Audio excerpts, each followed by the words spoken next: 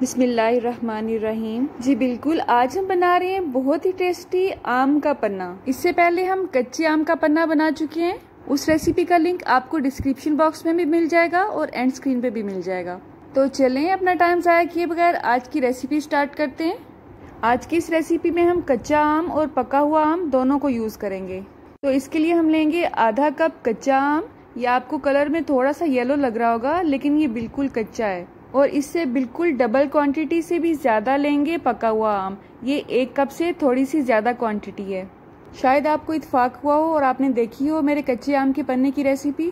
उसमें हमने कच्चे आम को बॉईल किया था और उसके बाद उसे यूज़ किया था पन्ने में। लेकिन इसमें हम किसी चीज़ को बॉईल नहीं करेंगे, डायरेक्ट ही चीज़ों को यूज़ करेंगे। मैं इसमें आधा कप चीनी यूज़ कर रही हूँ। आप अपने टेस्ट के हिसाब से चीनी को कम या ज़्यादा ले सकते हैं। इसके अलावा हम इसमें ऐड करेंगे 1/4 टेबल स्पून के हिसाब से सफ़ेद ज़ीरा। चंद पत्तियां इसमें फ्रेश पुदीने की ऐड करेंगे और इसे ज़्यादा मत ऐड करें वरना इसकी कड़वाहट आती है इसमें। इसके अलावा 1/4 चम्मच से भी कम काला नमक ऐड करेंगे। अगर आपके पास काला नमक अवेलेबल नहीं है तो आप सफ़ेद नमक यूज़ कर लें, कोई टेंशन की बात नहीं है। टेंशन लेने के लिए हम यूट्यूबर्स हैं ना, जाहिर है जब इतनी मेहनत करेंगे और कोई शेयर ही नहीं करेगा वीडियो को तो टेंशन तो होगी ना। जितना ठंडा आप इसको पीना चाहते हैं उतनी ही इसमें आइस क्यूब्स डालें और साथ ही साथ वीडियो को लाइक भी कर दें। अब हम इसमें इतना पानी ऐड करेंगे कि ये तमाम अज्जा इसमें डिप हो जाएं।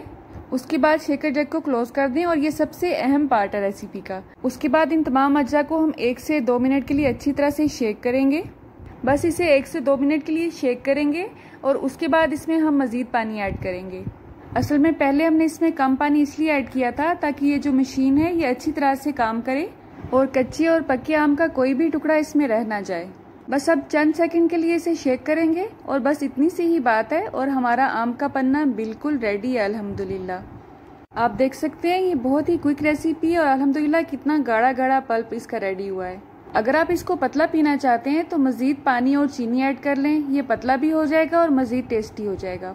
और कपकेक के सांचे से किस तरह से अम्ब्रेला रेडी कर सकते हैं ये मैं आपसे पहले भी शेयर कर चुकी हूँ।